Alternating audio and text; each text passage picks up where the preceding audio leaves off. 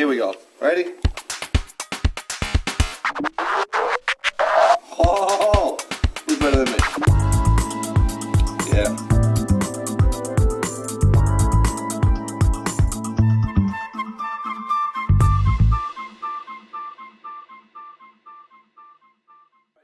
Before I can get going on the pigeonhole assembly, I needed to choose one and start to draw it. And I decided to go with this interior right here. This piece is at the Met in New York City, and this is the interior. Can you see it now?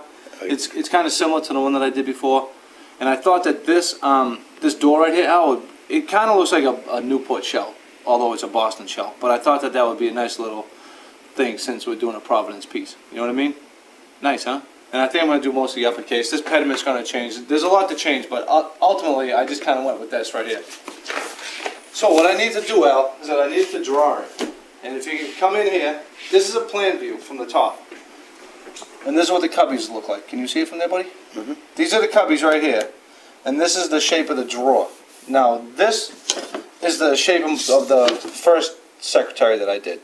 It's pretty similar, you know, but I need to change a lot of aspects of it. So, me and Steve drew it out the other day, and these are all the center points to the curves. And we want to make sure that this flat right here lands on the center of each one of these drawer dividers so it looks cool, you know what I mean? You want to make sure that these hit the centers of these. I decided to make the pigeonhole dividers 3/16 of an inch. Now look at this little detail here. Oh, you see like these arrows right here? This is how this whole thing is going to be put together. This center one is going to go top to bottom, and then these are just going to be like, say, little mortises like this, and then they're going to be half mortises out. Half tenons from each side, you know what I'm saying to you? But anyways, I'll show you how to do that. The reason why I wanted you to film this out, and see this is the front view of the pigeonhole assembly. These are the drawers, 4 drawers, 4 pigeonholes. This is the column, you know, it's roughly drawn, and this is half of the body. This is where the drawer is going to go. I still have to draw this out.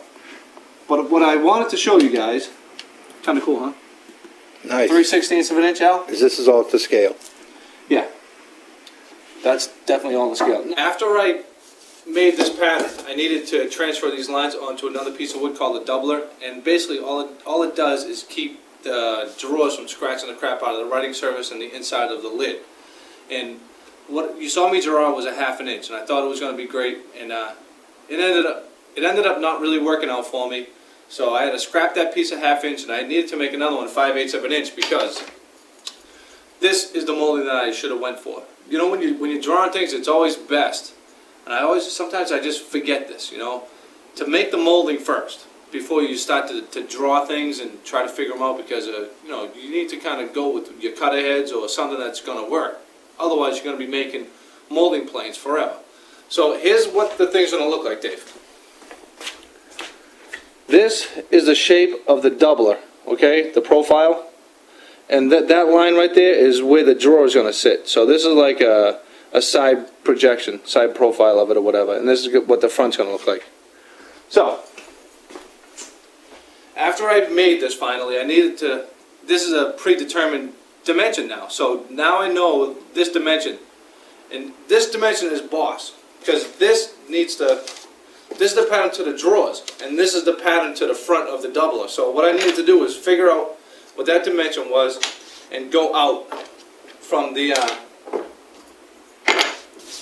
pattern of the drawer front that I drew. See what I'm saying?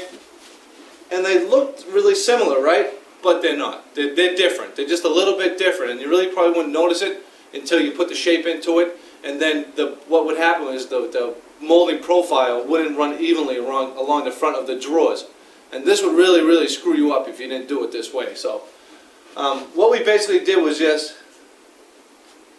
take 3/4 of an inch and just trace the whole thing of it, and it changes these points, you know, just a little bit. But that's what we did. And then after I made this pattern, you put it inside the case, and I already have the new doubler on there. I'm just going to show you how I transferred these lines. So, this is what it looks like. This is the writing surface. This is what we call the doubler. Whatever. This is the profile of it. And here's another cool little interesting point. Look at the color difference between this and those two. These two are from the same piece of wood. This one isn't. And this is the importance about making sure that this stuff is all cut out of the same wood. This is a little darker because I just planed this one, that's why it's red. But anyways, even though you only see the front of this molding, it would really look like crap when I did the whole interior of the petition, especially if it was all different, you know? So that's why it's really important to make sure you have enough material to get it all out of the same stock. So now I have to double it into where it's going to go. It's positioned, it's tight, and all I need to do is just hold this to the front edge of the board, right here. Okay, right there. I just hold this flush, make sure that it's tight on the inside of the case, and I just trace the line. You know, I just trace this whole line with a pencil. And then I flipped it over and did the same thing on the other side. See that? Did the same thing on this side. Now, what you have is the front profile of this whole case. See it? Those are the inside corners. Now, there's no way a router bit's going to get in here, and this is a real pain in the ass. So what I'm going to do is I'm just going to get as close as I can with the bandsaw, clean it all up. You know, it's probably going to take a few hours to clean this up with hand tools. And then after that, I'll be able to bring it over to my router table and shape it. So here's the inside corner. This line right here is where the door is. This whole thing steps out, and this is the inside of the door over here, and it just continues. But I think that it's going to make for a really intricate, beautiful pigeonhole assembly.